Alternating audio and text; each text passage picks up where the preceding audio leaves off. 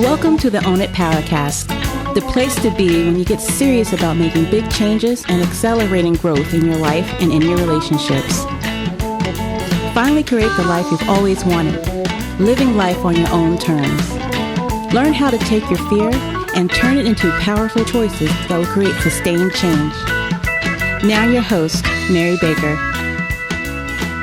Hey everyone, welcome back to the Own It Powercast, a place where you can come to get what you need to move yourself forward. As you know, my name is Mary Baker, and I'm here to give you the education, the tools, and the motivation to identify exactly what's in your way today, and the best part, what you can do about it. So let's get to it. Welcome to episode 25, Finding Your Voice, Using Your Voice. So last episode, we talked all about what assertiveness really looks like and why it's so crucial for your self-confidence, why it creates emotional safety in your relationships, and that's why it's so important. But today, I want to really get down to brass tacks and talk about the how to practice assertiveness really, down to the nuts and bolts of it, if you will. Because here's the thing, I think it's actually a combo, like most things in personal growth, of learning the skills of being assertive, but also the deeper clinical work around self-concept work, working on your boundaries, working on your self-acceptance, your self-love, and your self-trust. Because if you're feeling good about what you are saying because it's your truth, you're going to have an easier time.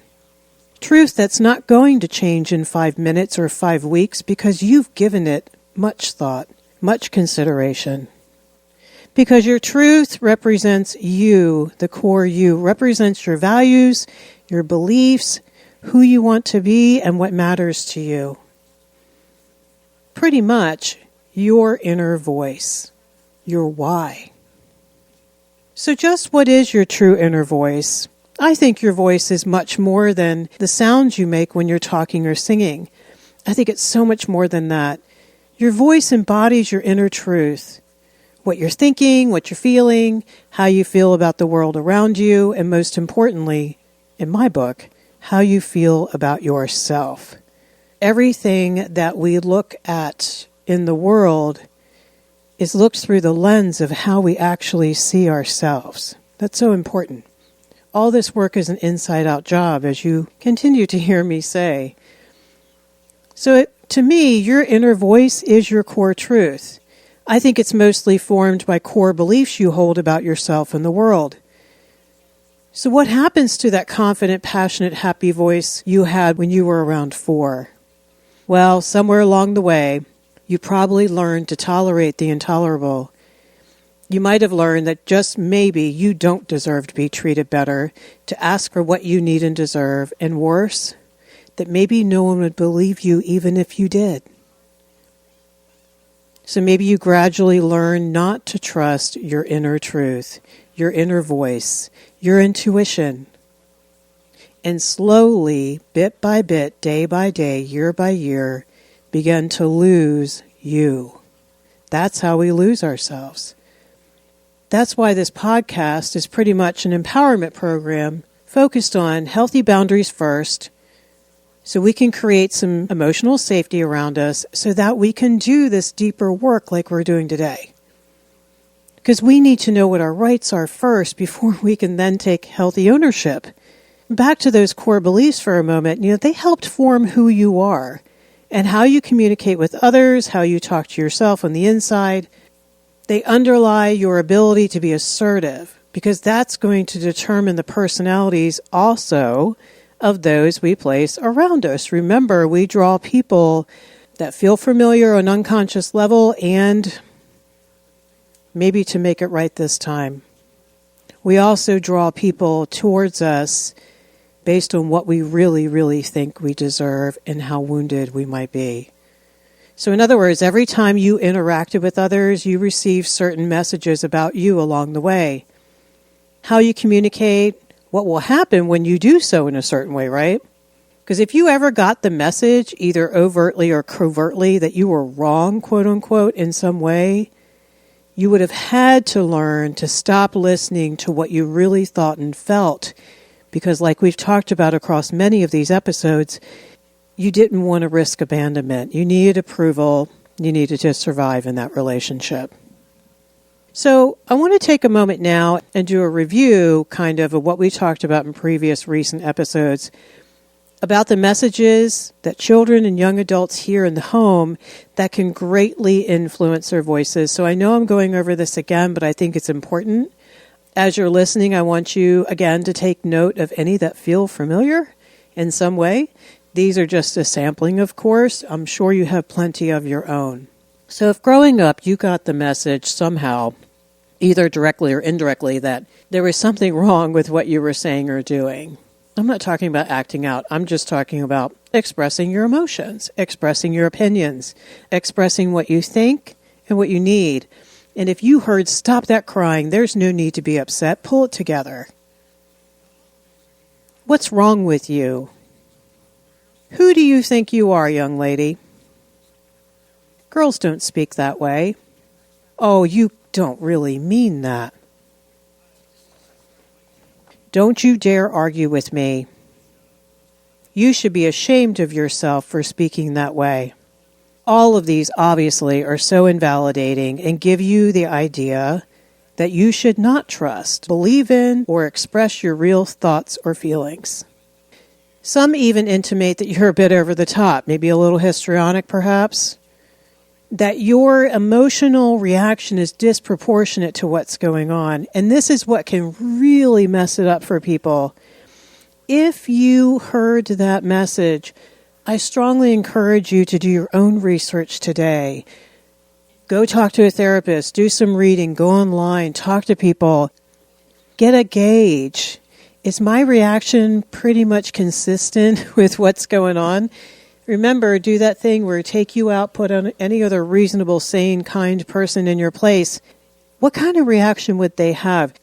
This is so important, and I know you keep hearing me say this, because first you have to find out and figure out what is deemed normal and okay and reasonable and makes sense.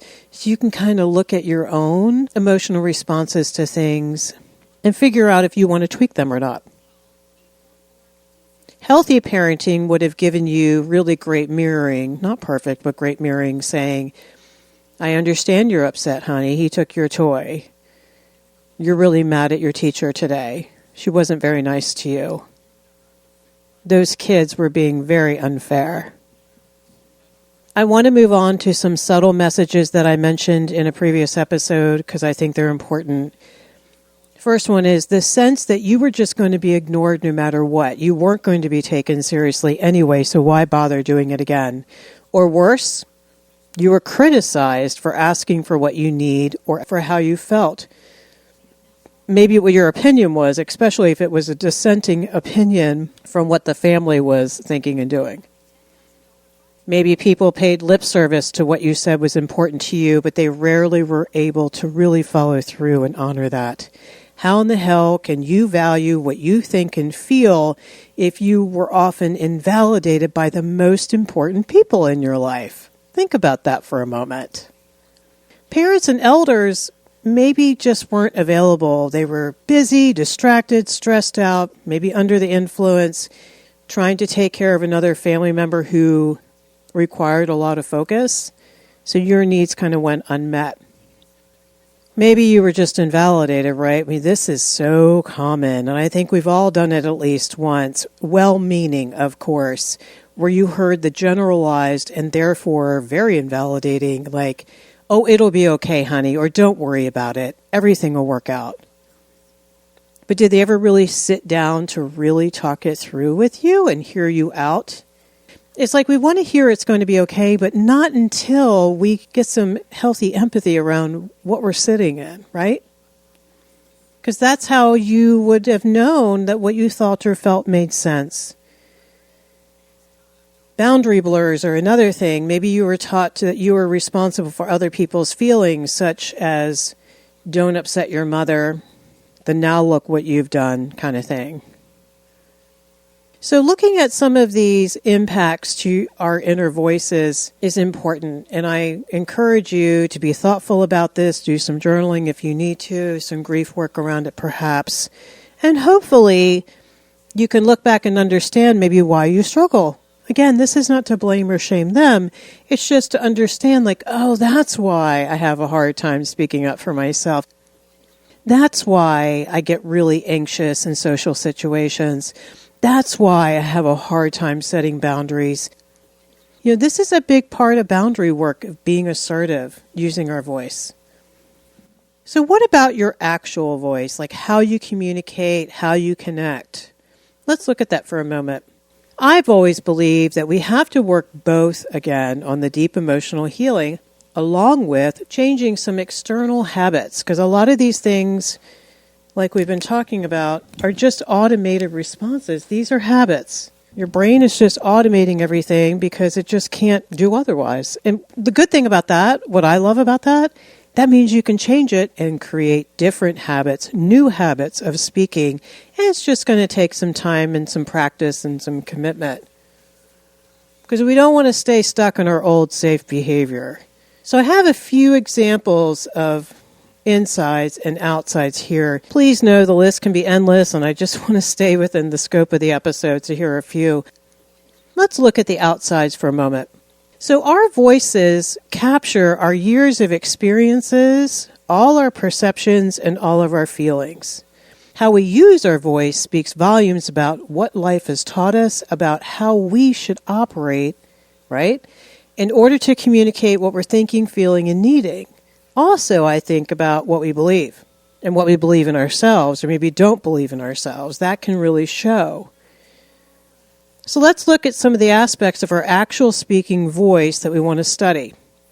Because each seemingly insignificant little piece, I think, is so important to the overall vibe of how we typically communicate with other people. So you may think some of this is kind of insignificant, but it's the little parts here. Semantics really, really matters in communication. All the little pieces really count. So I want to first explore some really important factors that might influence the makeup of your voice. After each one, I'll offer some possible influences. You may want to jot some things down if you're in a place where you can do so. If not, if you're walking, if you're driving, if you're jogging, kind of see what comes up in your heart around this. That's all that matters.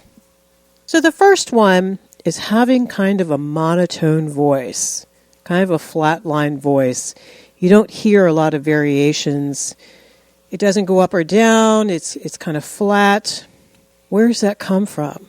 Well, if you grew up with any sort of emotional dysfunction or chaos in your house, you may have learned really quick to stuff your feelings so that you are not vulnerable. I know it sounds kind of crazy, but that's where this comes from. Because here's the thing. If you raised your voice, if you got excited, either angry or happy or joyous or afraid, you would make yourself vulnerable. So keeping a flat line, aka a monotone voice, very controlled, right, actually keeps others from being able to hear any telltale emotions in your voice.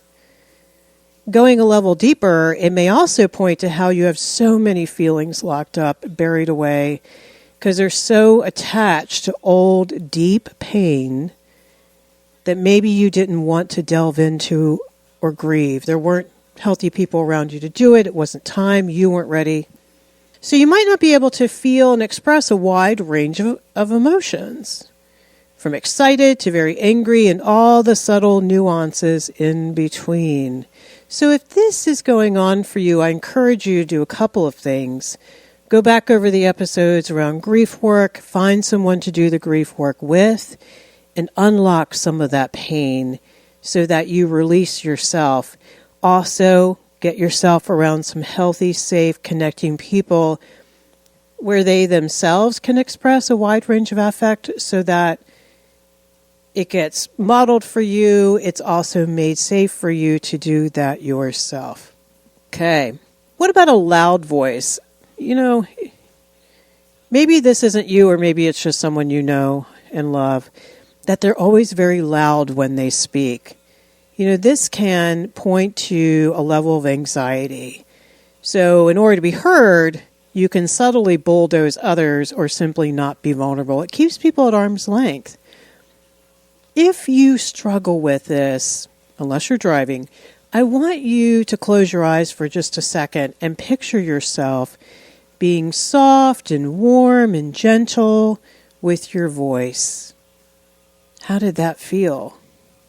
If your heart really started racing, it may still be difficult to imagine being that transparent yet, and it's okay.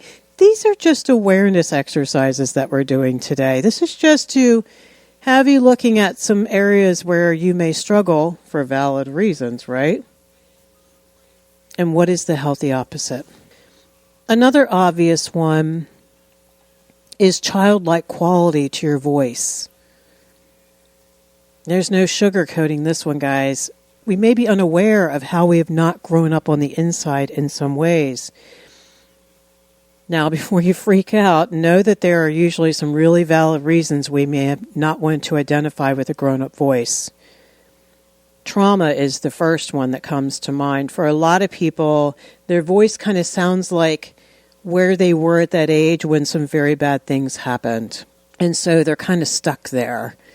And you've heard me say, unless there's grief work done, we really can't emotionally mature on the inside.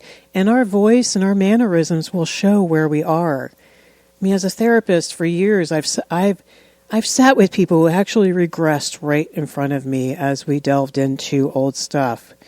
I've also watched people grow and become more mature and confident and grounded in their voice. So it's a thing. So trauma is the first one.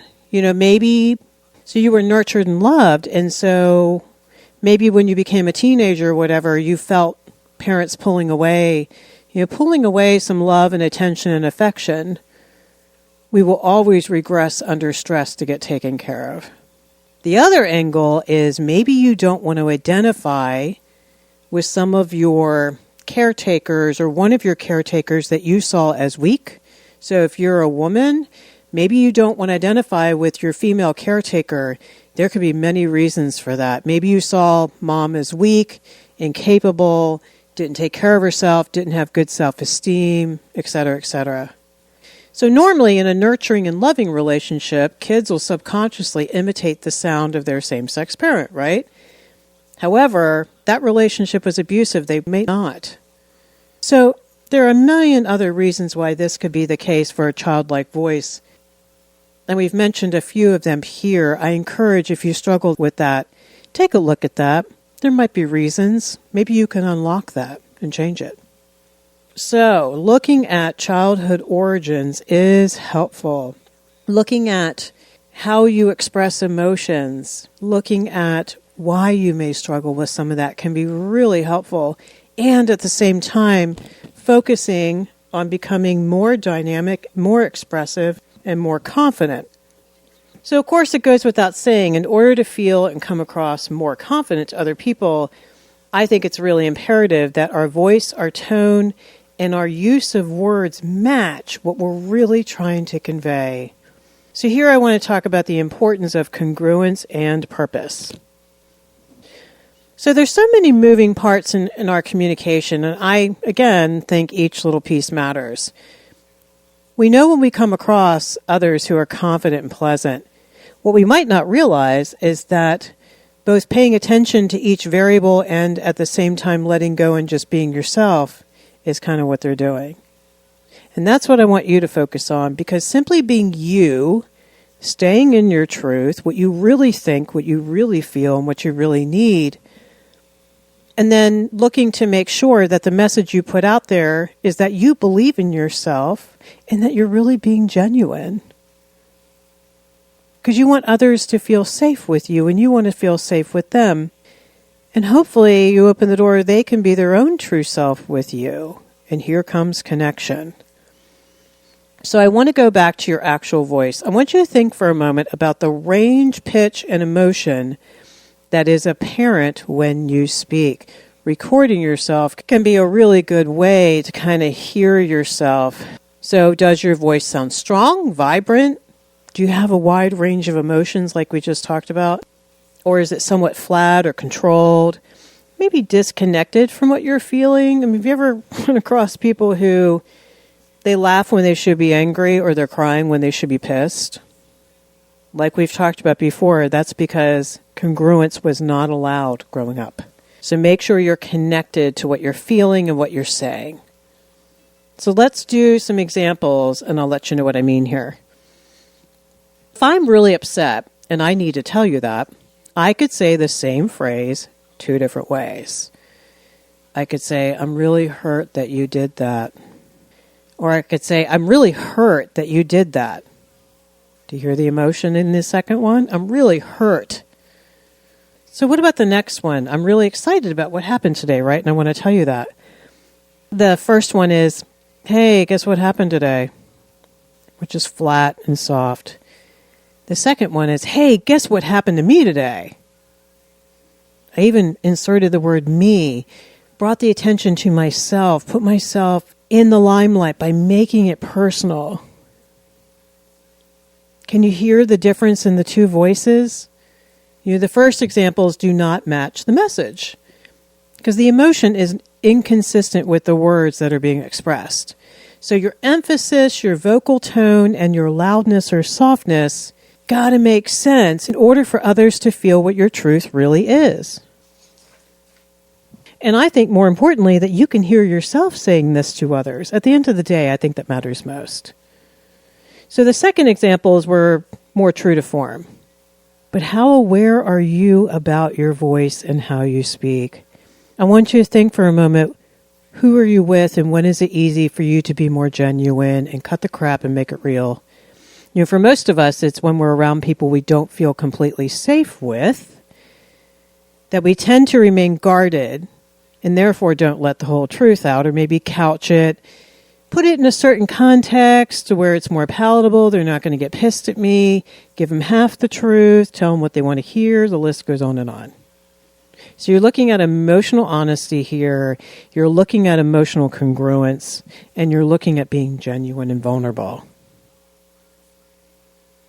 So if you struggle with this, don't be hard on yourself. I just want you to identify some areas that resonate so you can get this to be more consistent for yourself. I believe that whatever you're supposed to hear today and look at is what you're supposed to look at and hear today. The neat thing, too, is this is always an area where we can improve. That's what's so great about this. What I tell people is do a little secret experiment that only you know you're doing, and I want you to think about like you're practicing for a part in a play where you're going to be the actor and you really have to get into character because you need to make them sound congruent and believable, right?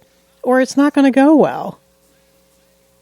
Essentially, we're doing the same thing here, only there are no false fronts being created here.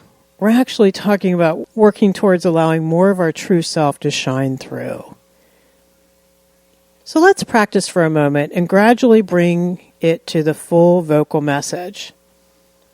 I want you to practice this if you're in a place where you're by yourself and you can do this. This is great. If not, play this back later and do it in the car with no one around. I'm going to ask you to say each word aloud and pay attention to how you sound.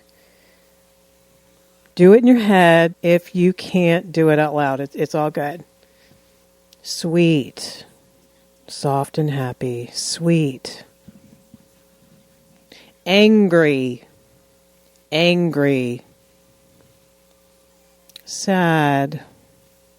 Meaningless. Empty.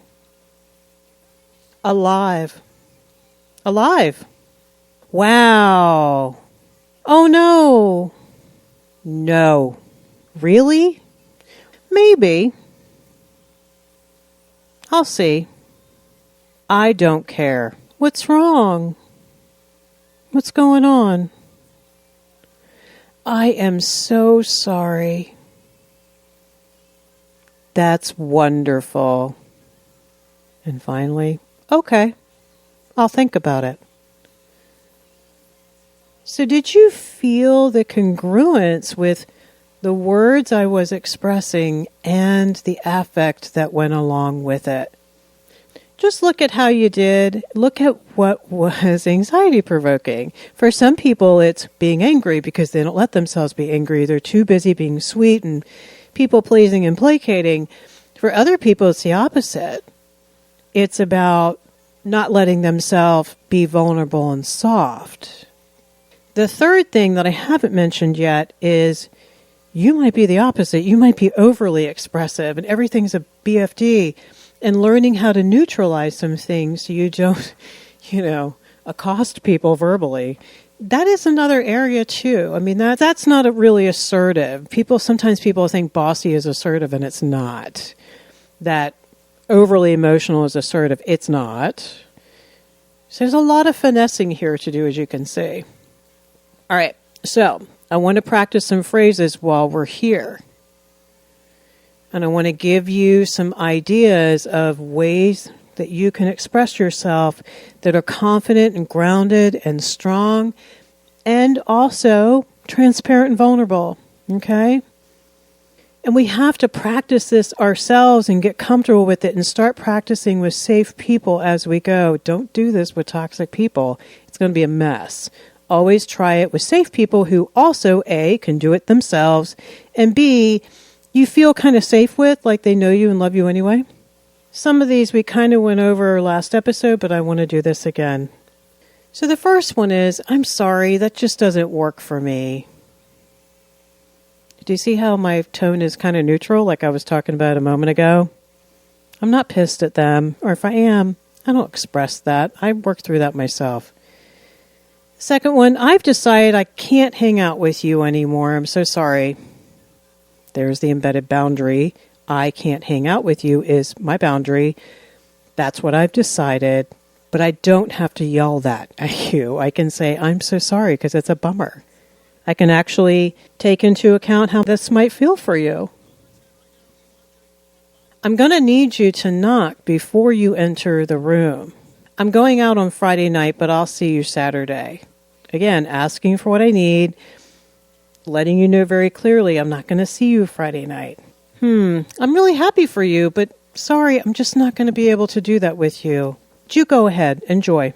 See the blend of I can be happy for you and still not want to join you. I can do both. And as crazy as that sounds, that can trip people up. They grew up with distortions like, oh, if you don't go do what they want, you're being awful and you're selfish and you don't care and all that, which is not true. I need your help keeping this place a little bit cleaner. What do you feel comfortable helping with? See, I joined and collaborate in that statement along with the embedded boundary that I need help. I'm so excited. I got accepted. Oh my God. I'm so happy. To hear my excitement, expressing that, being vulnerable. I am so mad at him I could spit nails right now. Hear my anger? I'm just exhausted today. I think I need to grab some me time. I asked you here to talk about something very important to me, and I would ask first that you please hear me out without interruption. Then I want to hear your thoughts. And the last one, hey, I realize you're upset with me and I get it. However, my decision is not going to change, and I'm very sure about where I stand. Okay, so those are some examples of doing it with emotional expression, not lashing out, not shutting down, not being passive-aggressive. Those statements were very authentic, they were direct, they were concise, they were congruent, but they were also connecting. We don't have to push people away to take care of ourselves. Not everyone. Toxic people, yes. But everyone else in our life, no. We want to heal things. We want to create something better going forward, and we don't need to obliterate all our connections to take care of ourselves. So now I want to look at some general rules for confident speaking, because we know if we want to come across as more confident and assertive, we got to sound that way. Again, I want to go back to we need to believe in ourselves, and we need to practice being more and more congruent and confident so we don't have to otherwise act out to get what we need. That means I want you to work on really owning each feeling you have during the day, each thought, and each word that comes out of your mouth. And especially, like I've talked about before, your agenda for opening your mouth. What are you really, really wanting to accomplish here? And you've heard me say, if I want the other person to think, feel, do, or not do something, I'm controlling that outcome. I need to go back to the drawing board. I'm not ready to speak it yet. Healthy is we let other people know where we are. Ball goes to them. They're going to do what they're going to do. And we can't make being assertive contingent upon other people, A, taking that well, which when you first start working on this, you're going to want that. You're going to be really frustrated and pissed and disappointed when that doesn't happen, and that's okay. Just keep going back to that drawing board and say, okay, well, what am I really trying to do here? So the big thing is speaking on purpose. What I mean by that is, first, make sure you are speaking clearly and directly every time. If you're not sure yet, if you're still ambivalent, if you still have not made your decision, this comes up typically when someone asks you out of the blue, hey, you want to go Friday night? And you're still struggling with your answer, make sure you say, can I get back to you in a moment? Because when you say yes or no, I want you to really own that yes or no. Enunciate, speak in a normal tone, try not to mumble, speak too softly so you don't piss them off, or too loudly. Muttering, in my view, is emotionally dishonest. Awful. Every time, no exceptions. It's passive-aggressive, and I don't think it's ever okay. Speak from your gut, from the abdomen, so you give your voice color and strength.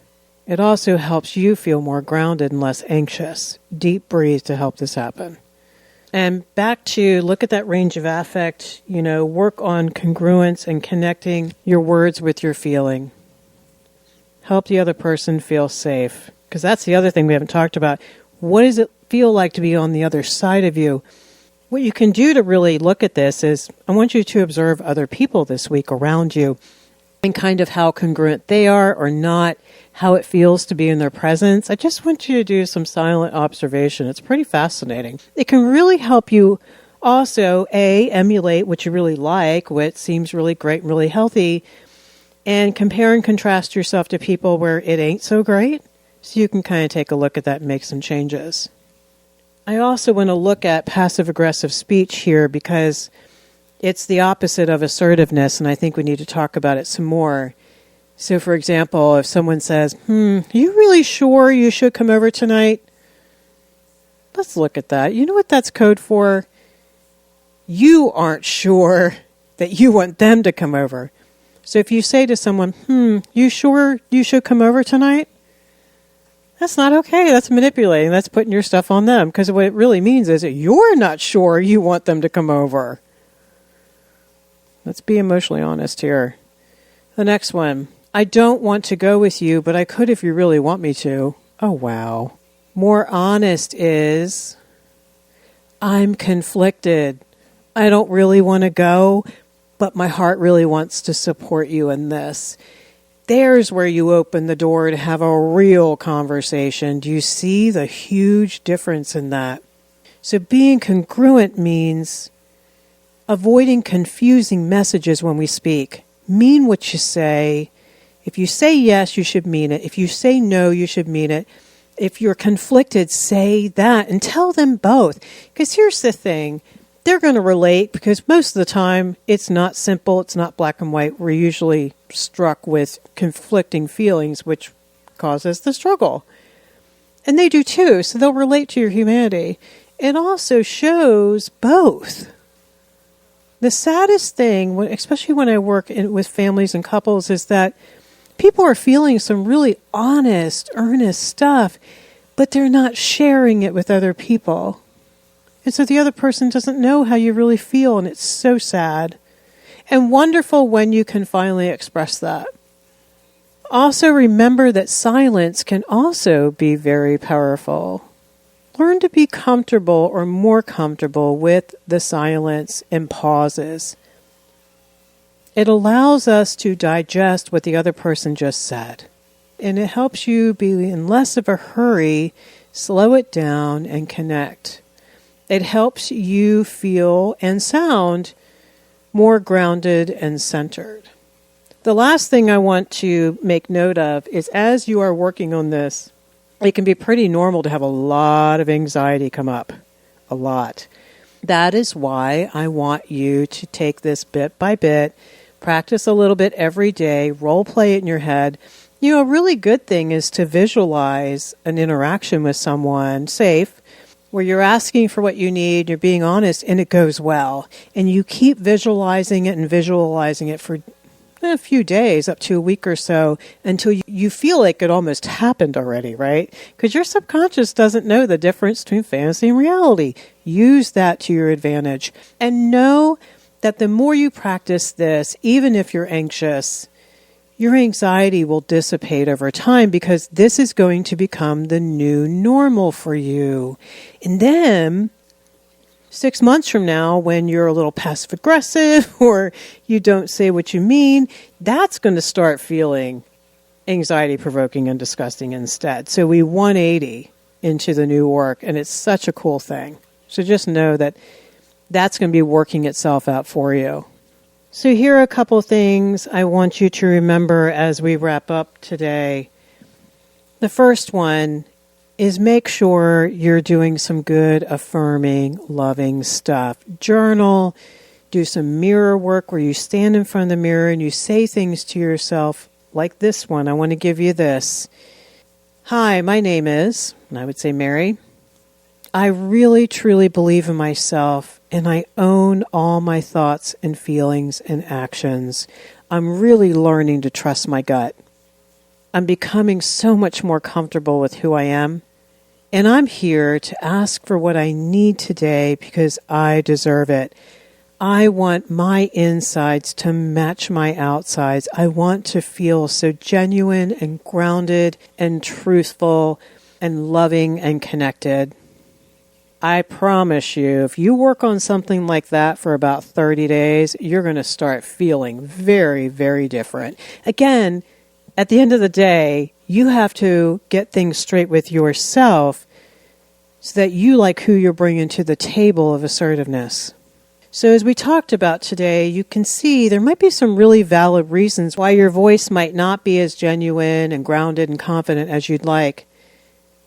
So what do you do if you're struggling with this? Here are some suggestions to get started. Some are obvious, some not so much. First one is experiment, experiment, experiment. Emulate wherever you can. You can look at people who are real or characters in a movie or a TV show, I don't care. Look around at your friends, look at people in the grocery store, and on the inside, mimic and make your own. Create your own. Try and error, keep at it. Keep what you like and ditch the rest. Just like clothing, eventually you're going to find the pieces that just fit just right and make you shine. I want you to own what aspects you really like and why that really connects with the rest of you, like who you are, who you're becoming, like your values, like we talked about before, what's important to you, what matters, that kind of thing. I also want to encourage you to learn to hear yourself. Listen to you first. Talk out loud to yourself in a quiet space. Notice what brings a lump into your throat when you're saying it, what makes your heart pound, what brings tears to your eyes, what makes you furious, what makes you excited. This is definitely your truth on some level. Don't dismiss it. Take a moment and listen to what it might mean. Remember, your intuition is going to be a quiet whisper. So it really helps to have some quiet moments every day to shut out the noise, hear your thoughts, maybe write them down. Write a lot. Find what feels true for you. Just notice quietly throughout the day what you like, what you don't like, what you feel passionate about, what you want to change, and start trusting it. Find clarity. Take time each day for yourself, even 10 minutes, and be thoughtful. Don't rush to answer people when you're not ready with your answer. Tell them you just need some time to think about it. Go sit with you, figure out your truth, then go back. You're going to find it so much easier to be assertive that way. All right. So today we talked about how important it is to begin matching our insides to our outsides and speak genuinely and thoughtfully and clearly. We talked about how to determine if our spoken voice really reflects who we really are, what we're really thinking and feeling, and what we need. I.e., we talked about taking a lot more ownership of our voice. And we talked about how this is a process, sometimes a slow one. It's not just going to be one event, and we need to give ourselves time. You're going to need lots of time to practice, become aware of some new things, change something, tweak it, practice some more, screw it up, try it again. It's all good. Assertiveness is about being genuine, being real, and being connecting. Being assertive is going to greatly increase your self-confidence like we talked about last week. It's going to make your relationships a lot better, especially with others who can appreciate it and don't feel threatened. It takes a while to hone this and make it loving and connecting and grounded. Be patient with yourself. It's okay. So as a bonus, I have included a download with some really great, thoughtful journal questions for you to take the work even further. If you'd like to download that, just go to the show notes at ownitpowercast.com, sign up there, and you'll get them. And what's really cool is you'll get the newsletter every Tuesday, and you can access older newsletters, which also have downloads for the other previous episodes, so you're all set there. If you're a tribe member, you already got it in your mailbox, you're good to go. So thank you for being here with me today. I so hope this gave you some good material to think about. So keep focusing on you, take good care of you this week, pay it forward, and I'll see you next time. We hope you took away some useful insights and tools you can begin using right away. If you did, please leave a positive review and share on your social media. Because could you imagine if everyone in your life really got it together? Remember, own it now, so you can really own it later.